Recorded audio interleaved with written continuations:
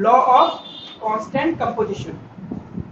लिखिए, सिर्फ याद करना है लोग, है ना, समझा मैं दूंगा पर इस पर कोई न्यूमेरिकल नहीं बनता है, फिर भी मैं एक न्यूमेरिकल करा दूंगा। लिखिए, a chemical compound is always found to be made up of same element combined together in same fixed proportion by mass। Suppose करो मैं बात करता हूं कार्बन डाइऑक्साइड, एक कंपाउंड ले लिया मैंने कार्बन डाइऑक्साइड, अगर इसकी मैं मॉलिक्यूलर मास की बात करूं तो ये होगा 12, ठीक है, ऑक्सीजन का 16, 2 है तो 32, 3:8 का रेशियो है इनके मास में। क्लियर है? ये कार्बन डाइऑक्साइड वो है जो हमने एक्सेलेशन में निकाली है, ठीक है। मैं क्या करता हूं, कैल्शियम कार्बोनेट को हीट अप करता हूं और उससे भी क्या निकलती है, कार्बन डाइऑक्साइड, ठीक है। मैं कार्बन को जला करके कार्बन डाइऑक्साइड बनाता हूं, मैं सोडियम कार्बोनेट को गर्म करके भी कार्बन डाइऑक्साइड बना सकता हूं, calcium carbonate, sodium bicarbonate.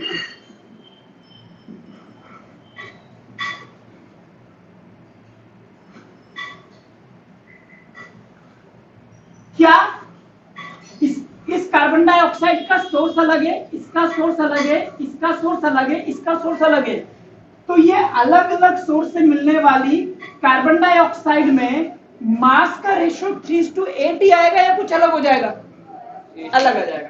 That is law of constant composition. A particular compound has fixed ratio of their mass whatever the source it is. पढ़ के देखिए स्टेटमेंट, सही बात है। एग्जांपल लिख लीजिए जो ये मैंने दिया है, लिखिए example, a sample of CO2 has fixed ratio of carbon to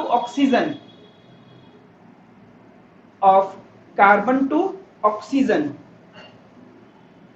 by mass, that is 3:8।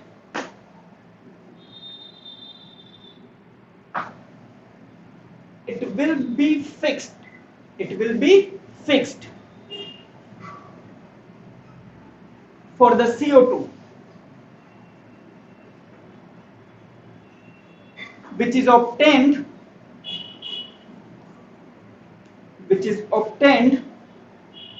from various sources like heating of limestone, ये रहा limestone का फॉर्मूला, heating of limestone,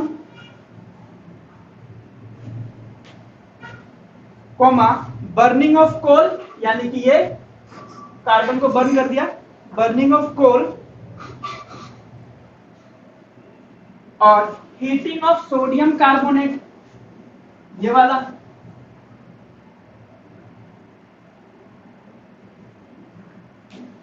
कहीं से भी आ जाए, मास का रेशियो 3:8 रहे। क्लियर है? ये था लो।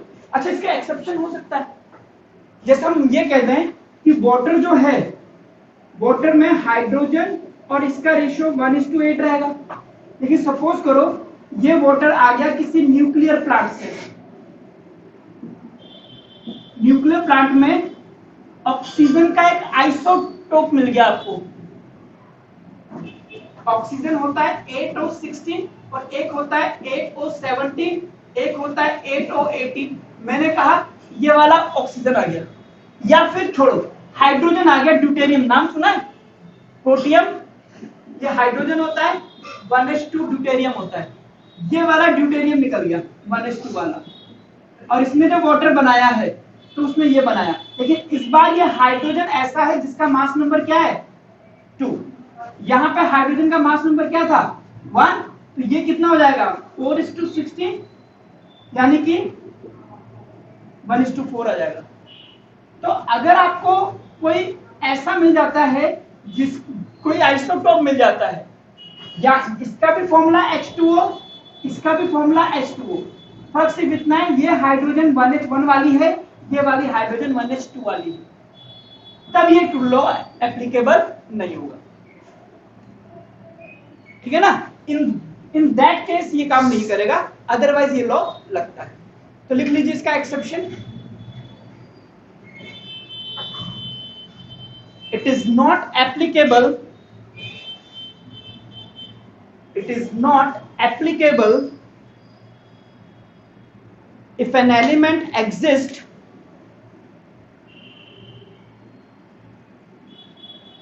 in different isotopes,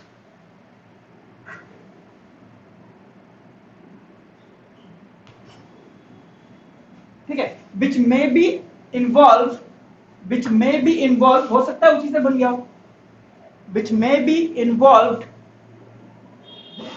in the formation of compound, ठीक है। तो अभी तक ये लो ये था, कार्बन और ऑक्सीजन का रेशियो क्या होता है, फिक्स। अगर आप किसी पर्टिकुलर कंपाउंड की बात करें, वाटर की करोगे तो 1:8 आएगा, पर आइसोटोप में अलग हो जाएगा। लेकिन क्या इसका वाइस वर्सा भी सही है कि हाइड्रोजन और ऑक्सीजन का रेशियो जब भी 1:8 होगा तो वाटर ही बनेगा? क्या कार्बन और ऑक्सीजन का रेशियो 3:8 आएगा तो हमेशा CO2 ही बनेगा? वाइस वर्सा समझ रहे हो? हमने ये बोला कि CO2 जब भी बनेगा मास का रेशियो 3:8 रहेगा। किसका मास का रेशियो? कार्बन और ऑक्सीजन का। तो क्या कार्बन और ऑक्सीजन के मास के रेशियो जब भी 3:8 होगा तो CO2 ही बनेगा क्या? ऐसा नहीं, सेम रेशियो से दूसरे कंपाउंड भी बनता है। लिखिए इस बात को, द एलिमेंट में combine in the same ratio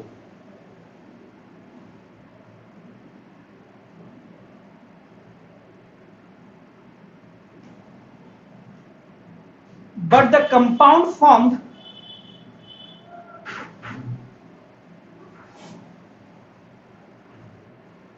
may be different.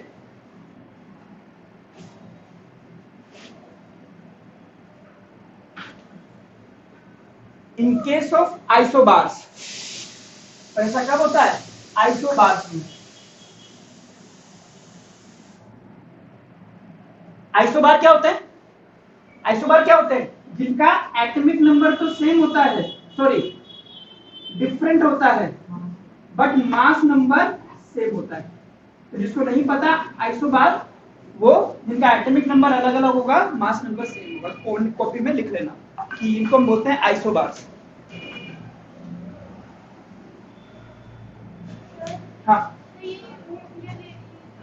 मैं ये कह रहा हूं, अब वही तो बात है ना कि आप कहते हो कि बोतल का रेशियो हमेशा मास का देखोगे तो 1:8 आना चाहिए।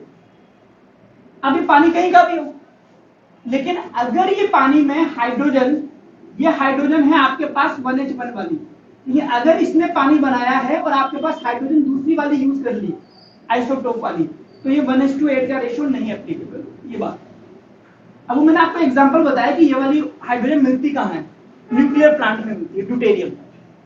वहां पर न्यूक्लियर एनर्जी को कम करने के काम आता है ड्यूटेरियम। तो वो वाली बात बता रहा था। ओ भाई यार, ये तो यही रख दो पाया यार, पता नहीं कितनी आवाज गई होगी। चलो जो भी है भाई, अब लगाया, ठीक है। अच्छा ठीक है, अब क्या बोला मैंने कि आइसोबार्स के केस में, जैसे आइसोबार्स होते हैं आपके पास, जैसे आर्गन कैल्शियम, दोनों का मास नंबर 40 होता है। ये दोनों आपस में क्या है? आइसोबार्स, ठीक है। तो अगर मैं कैल्शियम ऑक्साइड की बात करूं और अगर मैं आर्गन का कोई ऑक्साइड बना लूं, तो इसमें क्या है? 40 × 16, इसमें क्या होगा? 40 × 16। रेशो दोनों में सेम है, बट कंपाउंड अलग अलग है ना। तो एक ही कंपाउंड का एक फिक्स्ड रेशो होता है, लेकिन एक फिक्स्ड रेशो के एक से ज्यादा कंपाउंड हो सकते हैं आइसोबार्स के केस में। तो वाली बात कह रहा है, सिर्फ रटने वाली बात है, लॉ याद कर लीजिएगा और कुछ नहीं। क्वेश्चन लिखिए, क्वेश्चन लिखिए। 6.488 gram of lead, 6.488 488 gram of lead combined directly with 1.002 gram 1.002 gram of oxygen to form lead oxide PbO2. PbO2. Lead oxide is also produced, यानी कि PbO2 is also produced by heating lead nitrate,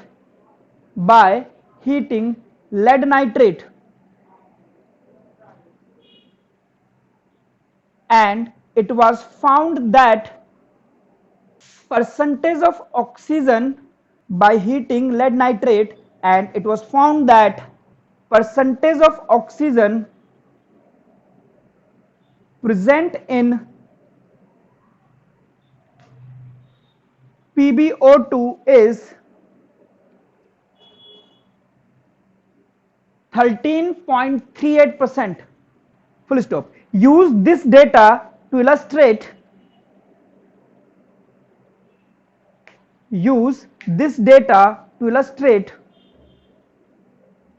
law of constant composition. ये थोड़े से उलझुल question है, इसमें हर एक law का एक एक हमें ये समझाना है कि इतने ग्राम लेड था, समझना 6.488, इसकी जब ऑक्सीजन से रिएक्शन कराई तो ऑक्सीजन लिया आपने 1.002 ग्राम, इसने बना दिया लेड ऑक्साइड। ठीक है, ये क्वेश्चन है आपका। तो कहता है लेड ऑक्साइड ही, जब हमने लेड नाइट्रेट को गर्म करके बनाया तो भी हमें लेड ऑक्साइड मिला। क्वेश्चन समझना। और इसमें ऑक्सीजन का परसेंटेज 13.38% आया। हाँ, तो अब आप मुझे बताओ कि लॉ ऑफ कांस्टेंट कंपोजिशन बताना है। अगर लेड ऑक्साइड लेड नाइट्रेट को गर्म करके मिला और ऑक्सीजन इतना मिला है, और इसमें भी मैं प्रूफ कर दूं कि ऑक्सीजन 13.38% है, तो ये प्रूफ हो जाएगा लेड ऑक्साइड चाहे ऐसे बने चाहे ऐसे बने, ऑक्सीजन का परसेंटेज वही है, तो लेड का भी परसेंटेज वही है, प्रूफ हो गया। तो इसमें मैं ऑक्सीजन का परसेंटेज निकाल देता हूं। क्लियर? जब ये दोनों मिलकर के लॉ ऑफ मास कंजर्वेशन से ये बनाएंगे तो ये निकलेगा 7.49 ऑलमोस्ट। ठीक है, अब इसमें कितनी ऑक्सीजन है, परसेंटेज ऑफ ऑक्सीजन, यही वाली तो होगी, यही वाली तो ऑक्सीजन आई है, तो 1.002, टोटल कितना है 7.49 इंटू 100, ये आपके पास 13.38% आ गया। अब देखो ऑक्सीजन का परसेंटेज ऐसे बना है लेड ऑक्साइड तो भी वही है, ऐसे बने तो भी वही है, किसी और तरीके से बनेगा तो भी वही है। तो ये प्रूफ हो गया कि लेड ऑक्साइड में ऑक्सीजन का परसेंटेज इतना ही रहेगा। This is law of constant composition, चाहे कहीं से भी बने, खत्म। ठीक है, ओके, अगला लिखिए law of multiple proportion. When two elements combine to form 2 or more than 2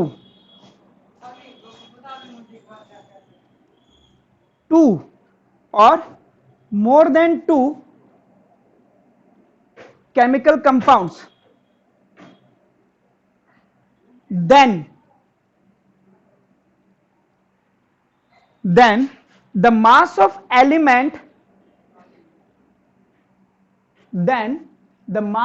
element which combine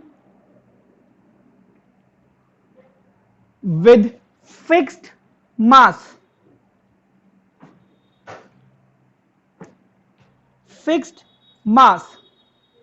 of the other bear a simple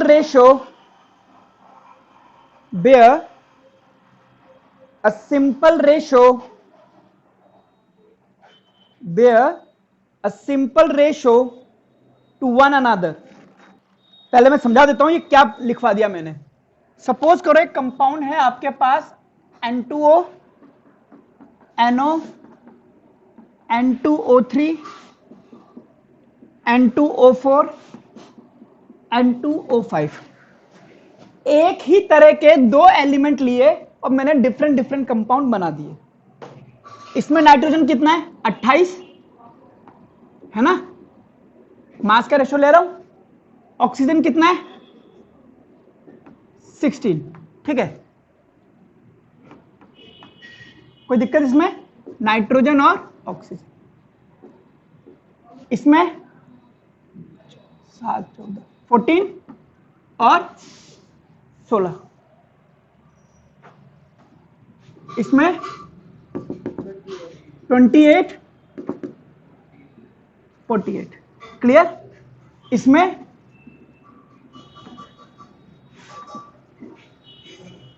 clear है मास का रेशो? बट यहां पे नाइट्रोजन के मास का रेशो भी बदल रहा है और ऑक्सीजन के मास का रेशो भी बदल रहा है। यहां पर 28 ग्राम नाइट्रोजन 16 ग्राम ऑक्सीजन से जुड़ी हुई है, यहां पर 14 ग्राम जुड़ा हुआ है, यहां पे 28 ग्राम, यहां पे 28, 28।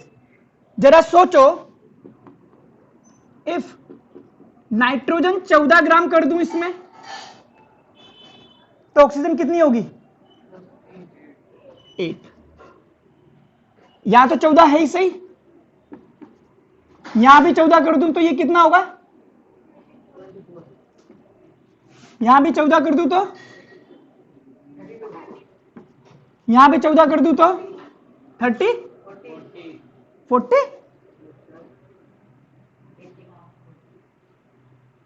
हाँ, अब ये तो फिक्स हो गया मेरे पास।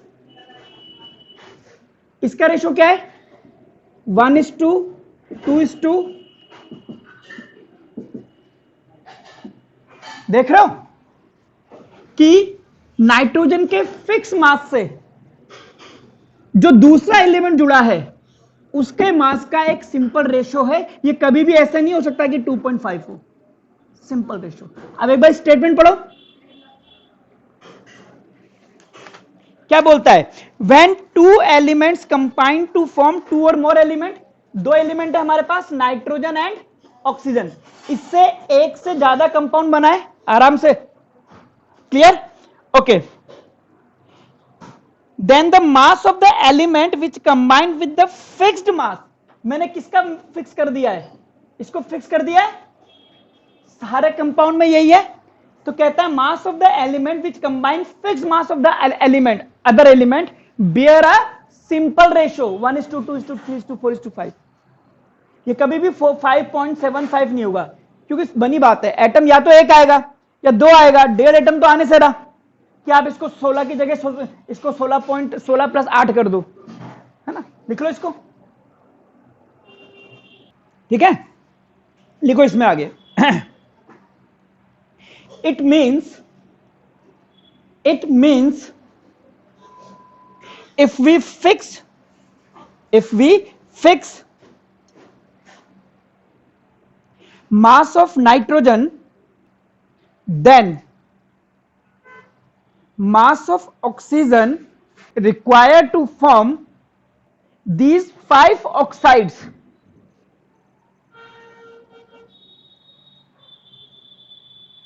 would be in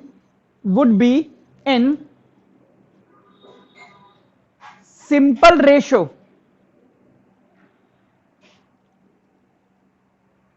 that is 1:2:3:4:5। अगला लिखिए एवोगैड्रो लॉ।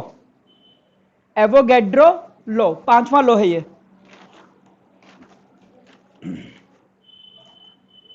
स्टेटमेंट याद करनी पड़ेगी आपको इसकी भी। According to Avogadro law, equal volume of all the gases under similar condition of temperature and pressure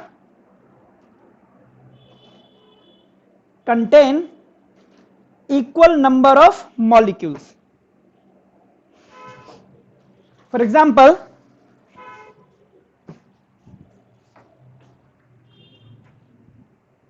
समझना इजी है, हालांकि बाद में इसको गलत साबित कर दिया था लोगों ने। H2O, Cl2 और 2HCl, ठीक है, ये भी गैस है, ये भी गैस है और HCl भी गैस है। अगर मैं कह दूं कि इसका 1 वॉल्यूम इसके 1 वॉल्यूम से रिएक्शन करके इसके 2 वॉल्यूम बना रहा है, तो ये ले लिया मैंने 1 वॉल्यूम, इसका 1 वॉल्यूम और इसके 2 वॉल्यूम बनाएगा, ठीक है। एक वॉल्यूम में कितने मॉलिक्यूल है? एक मॉलिक्यूल है ना। एक वॉल्यूम में कितने मॉलिक्यूल है? एक। इसके 2 वॉल्यूम में कितने मॉलिक्यूल है? 2। तो एक वॉल्यूम में कितना मॉलिक्यूल होगा? बोलो, यही तो लॉ है कि अगर सबका एक एक वॉल्यूम आता है तो मॉलिक्यूल की संख्या भी क्या होती है? सेम। पढ़ के देखिए।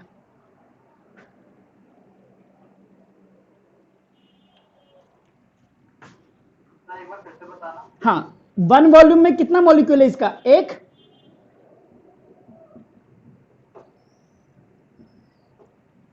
ये किसका, अगर इसका 1 वॉल्यूम मानू तो इसमें भी कितना है?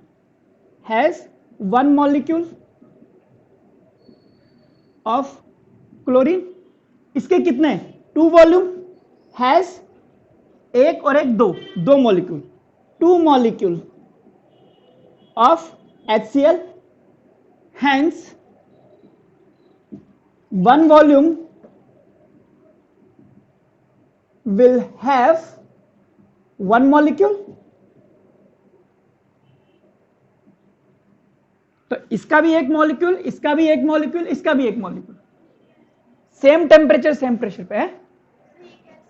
कैसे नहीं, ये हो रहा है ऑब्जर्वेशन से। मॉलिक्यूल समझते हो ना? इसका क्या मतलब है? एक मॉलिक्यूल। इसके कितने मॉलिक्यूल? 2 मॉलिक्यूल। इसके कितने मॉलिक्यूल? 3। तो वही है कि अगर इसका स्टोइचियोमेट्री मैंने 1 1 2 लिया है तो 1 वॉल्यूम 1 वॉल्यूम 2 वॉल्यूम। 1 वॉल्यूम में कितने मॉलिक्यूल है? एक। कितने? एक। इसके 2। तो इसके एक वॉल्यूम में कितना हो जाएगा? 1। तो वही तो बोल रहा है कि अगर गैसों का सेम वॉल्यूम लोगे तो मॉलिक्यूल भी सेम निकलेगा। इतनी सी बात। पढ़ के देखिए एक बार। अच्छा देखो, मैं इसमें भी मैं तुम्हें बताता हूं ये कहां से आया है। मैं बताता हूं आपको। ये इक्वेशन याद है? अगर आपने टेम्परेचर सेम कर दिया, प्रेशर सेम कर दिया, तो वॉल्यूम भी सेम कर रहे हो आप सबका, तो एन की वैल्यू तो सबकी सेम ही आनी है। एन क्या है? मोल। अगर सेम मोल है तो सेम मॉलिक्यूल आना ही आने। अगर सबका एक मोल आया है, जब P सेम है, V सेम है, R सेम है, T सेम है, तो एन भी तो सेम होगा सबके लिए। अगर एन सेम हो गया तो मोल सेम हो गया, मोल सेम हो गया तो मॉलिक्यूल सेम हो गया। इसमें कौन सी नई बात बता दी? तो वही वाली बात लिख लीजिए। एक और लॉ लिख लीजिए, law of combining volume. Law of combining volume, इसको ब्रैकेट में लिखना, गैलुसेक्स लॉ ऑफ गैसियस वॉल्यूम। अगर इसमें आप देखोगे तो इसका एक वॉल्यूम इसके एक वॉल्यूम से इसके 2 वॉल्यूम से रिएक्शन कर रहा है, तो ये जो गैसेस का रेशो आएगा ये हमेशा 1:1:2 है। ये एक सिंपल रेशो को फॉलो करेगा। ऐसा कभी नहीं होगा कि किसी गैस का 1 1.5 से 2.5 बना दे। ये हमेशा एक इंटीग्रल नंबर ही आएगा गैसेस का। बस खत्म। लिख लो इसका।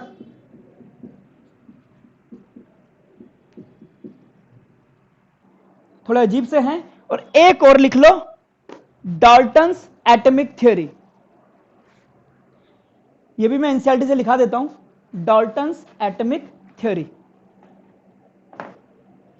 आइए, जॉन डाल्टन। जॉन डाल्टन वो शख्स था जिसने एटम की डिस्कवरी करी थी। तो कॉपी को टॉप पर लिख लेना, atom was discovered by Dalton.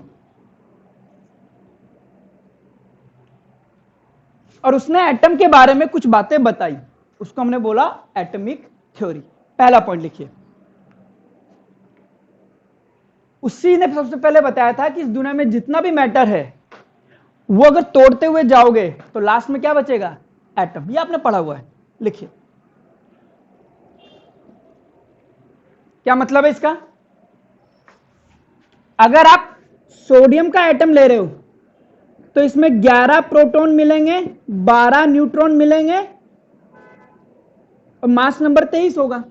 अब ये सोडियम का एलिमेंट कहीं का भी हो, यहां का हो, राजस्थान का हो, कजाकिस्तान का हो, चाहे अमेरिका का हो, सोडियम तो सोडियम है, इसका एटम हर जगह एक जैसा ही मिलेगा। लेकिन अगर मैं कह दूं पोटेशियम है या कैल्शियम है, इसका एटॉमिक नंबर कितना आता है 20, तो एटॉमिक नंबर चेंज हो गया, इसका मास भी क्या हो गया, चेंज हो गया। कहने का मतलब अलग अलग एलिमेंट के एटम जो होते हैं वो अलग अलग होते हैं, और एक एलिमेंट के एटम सारे एक जैसे होते हैं, चाहे कहीं से भी उठा लो, बस इतनी सी बात। अब जैसे आप बोलो कि NaCl की रिएक्शन AgNO3 से करवानी है, तो आपके पास बन जाएगा NaNO3 और AgCl। तो किसी भी रिएक्शंस में जो है वो एटम्स का रीअरेंजमेंट हो रहा है, पहले सोडियम क्लोरीन के साथ था, फिर इसके साथ आ गया, Ag इसके साथ था, अब इसके साथ आ गया, तो रीअरेंजमेंट हुआ है। ऐसा तो है नहीं कि यहां सोडियम ही खत्म कर दूं, ये ले गायब ही हो गया सोडियम, ऐसा नहीं हो सकता है। Atom can not be created, can not be destroyed. ये थी डाल्टन्स की एटॉमिक थ्योरी। तो ये था आपका पास थ्योरी वाला पार्ट जो मैंने करा दिया है। अब बचते हैं न्यूमेरिकल्स। एक बार आप एनसीईआरटी सॉल्व कर लीजिए पूरी। एनसीईआरटी के क्वेश्चन मैंने देख लिए हैं, कोई भी ढंग का क्वेश्चन मुझे मिला नहीं है, सब इजी लगे मुझे। बात ये नहीं, मैंने as a student point of view से भी देखा है। तो जब आपके पास एनसीईआरटी कंप्लीट हो जाएगी तो मैं आपको कुछ अच्छे क्वेश्चंस भी कराऊंगा, और आप मुझे इसके डाउट्स भेज देना ग्रुप पर। नेक्स्ट क्लास में मैं इसके डाउट्स करा दूंगा। पहले आपके क्वेश्चन कराऊंगा, वो खत्म हो गए तो फिर मैं अपने कराऊंगा।